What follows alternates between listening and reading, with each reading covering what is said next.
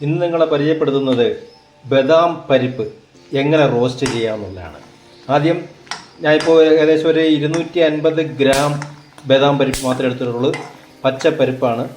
അത് ഒരു ചെറിയ പാനിനകത്ത് എണ്ണ ഒന്നും ഒഴിക്കാതെ ചെറിയ ചൂടിൽ നമ്മൾ അത് ഇളക്കി കൊടുക്കുകയാണ്. അപ്പോൾ ഇടയ്ക്കിടയ്ക്ക് വെടി പൊട്ടുന്ന പോലെ സൗണ്ട്, അതായത് ബദാം പരിപ്പ് അത് ചൂടായി പൊട്ടുന്ന സൗണ്ടാണ് കേൾക്കുന്നത്. അപ്പം അത് ഇളം ചൂടിൽ വേറെ ഒന്നും ഒരു തുള്ളി എണ്ണ പോലും ഒഴിക്കാതെ ഇളം ചൂടിൽ ചെറുതായിട്ട് ഇളക്കി കൊടുത്തുകൊണ്ടിരിക്കണം, അല്ലെങ്കിൽ അടിക്ക് കരി പിടിക്കും.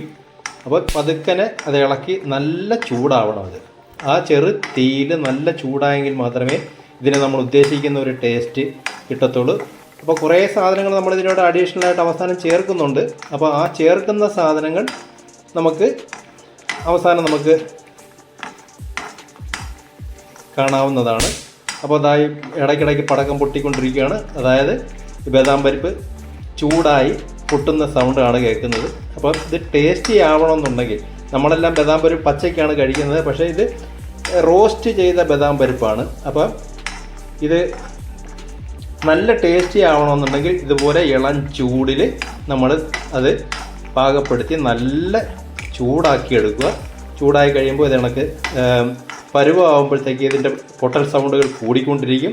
അപ്പോൾ എല്ലാം പൊട്ടിത്തീരുന്ന ഒരു സമയം വരും. അതുവരെ നമ്മൾ ഇളക്കി കൊടുത്തുകൊണ്ടേയിരിക്കണം. അപ്പോൾ പടക്ക ശബ്ദങ്ങൾ വീണ്ടും വീണ്ടും വന്നുകൊണ്ടിരിക്കുകയാണ്. തീ കൂട്ടാൻ പാടില്ല. ആ ഇളം സിമ്മിൽ വെച്ചിട്ട് വളരെ ഇളം ചൂടിൽ മാത്രമേ ഇത് പാകപ്പെടുത്താവൂ. തീ കൂടിക്കഴിഞ്ഞാൽ പെട്ടെന്ന് കരിഞ്ഞു പോകാൻ സാധ്യതയുള്ള ഒരിനമാണ് ബദാം പരിപ്പ്.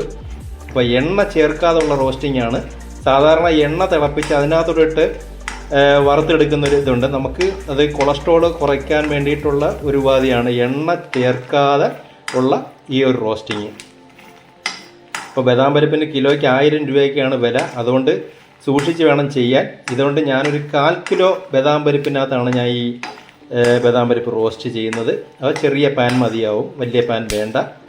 അപ്പം നമ്മൾ ഈ ഇളക്ക് ഒട്ടും കുറയ്ക്കണ്ട, ഇളക്കിക്കൊണ്ടേയിരിക്കണം.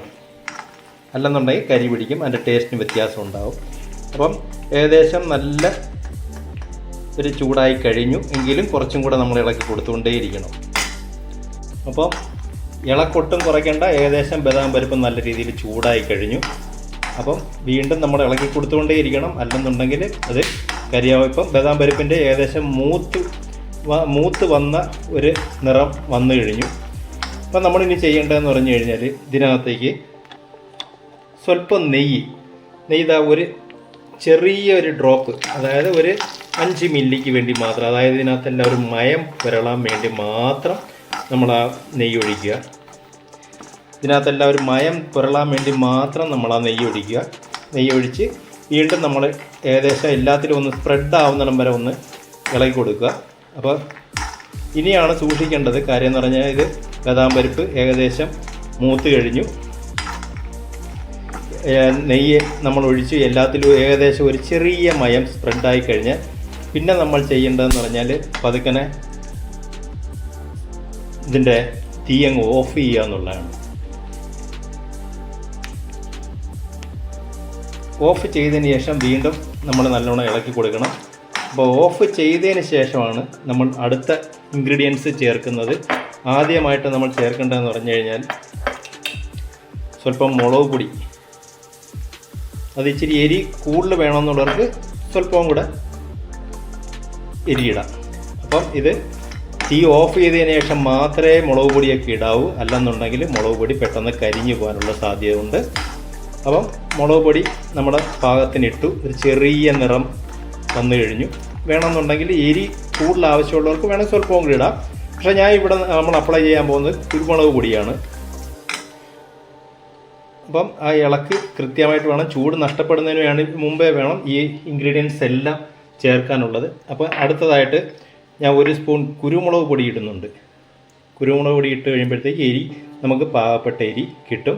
അപ്പം ഇത് തീ ഓഫ് ചെയ്തതിന് ശേഷം മാത്രമേ ആ ചൂടോടുകൂടി ഇതെല്ലാം ചേർക്കാവൂ. അല്ലെന്നുണ്ടെങ്കിൽ ഈ മുളക് പൊടി എല്ലാം കരിഞ്ഞു പോകാനുള്ള സാധ്യതയുണ്ട്. അപ്പോൾ മുളക് പൊടിയും കുരുമുളക് പൊടിയും ചേർത്ത് കഴിഞ്ഞാൽ പിന്നെ നമ്മൾ ചെയ്യേണ്ടതെന്ന് പറഞ്ഞു കഴിഞ്ഞാൽ പാകത്തിനുള്ള ഉപ്പ് പൊടിയാണ്. അപ്പോൾ ഉപ്പ് പൊടി പാകത്തിന് അത്രയും മതിയാവും, 1/4 കിലോയ്ക്ക് അത്ര ഉപ്പ് പൊടിയും മതിയാവും. അപ്പോൾ നല്ലോണം ഇളക്കി കൊടുക്കുക. ഈ ഉപ്പും ഈ മുളക് പൊടിയും എല്ലാം ഇതിനകത്തെല്ലാം നല്ലോണം പിടിക്കുന്നതിന് വേണ്ടിയിട്ട് നല്ലോണം ഇളക്കി കൊടുത്തുകൊണ്ടിരിക്കണം. ഇളക്കി കൊടുത്തെങ്കിൽ മാത്രമേ ഇതിനകത്തെല്ലാം ആ ചൂടോടുകൂടി ആ ഉപ്പ് പൊടിയും മുളക് പൊടിയും എല്ലാം സ്പ്രെഡ് ആകത്തുള്ളൂ. അപ്പോൾ സ്പ്രെഡായി കഴിയുമ്പോഴത്തേക്ക് നല്ല ഇതാവും. പിന്നെ ടേസ്റ്റ് ഒന്ന് നോക്കിയതിന് ശേഷം ഉപ്പ് കൂടി കുറച്ചും കൂടി ചേർക്കണമെന്നുണ്ടെങ്കിൽ ചേർക്കാം. അപ്പോൾ ഇനി അത് ഒരു പ്രധാനപ്പെട്ട സാധനമാണ് നമ്മൾ ചേർക്കുന്നത്. ഇതിന് ടേസ്റ്റ് കൂടാനും മണം ഉണ്ടാവാനും കായപ്പൊടി അത്യാവശ്യമാണ്. അത് അത്യാവശ്യം വേണ്ട ഒരു ചെറിയ അളവിലിട്ടാൽ മതിയാവും. അത് ഇട്ട് കഴിയുമ്പോഴത്തേക്ക് വീണ്ടും നമ്മൾ ഇളക്കി കൊടുക്കുക. ഇളക്കി കൊടുത്തുകൊണ്ടേ ഇരിക്കണം, എങ്കിലേ ഇതിനകത്തെല്ലാം ഇത് പിടിക്കത്തുള്ളൂ. കായപ്പൊടി ചേർത്തു, കുരുമുളക് പൊടി ചേർത്തു, മുളക് പൊടി ചേർത്തു, ഉപ്പ് ചേർത്തു. ഇനി നമ്മൾ ചെയ്യാനുള്ളതെന്ന് പറഞ്ഞു കഴിഞ്ഞാൽ ഇത്രയും ചേർത്ത് ആ ചൂടോടുകൂടി ചേർത്ത് ചൂടാറുന്നതിന് മുമ്പേ തന്നെ നമ്മൾ കുറച്ച് ഗരം മസാല ഒരു ചെറിയ അളവിൽ, അതായത് മണത്തിനും ഒരു ചെറിയ രുചിക്കും വേണ്ടി മാത്രം ഗരം മസാല ഇട്ട് കൊടുക്കുക. വീണ്ടും ഇളക്കുക.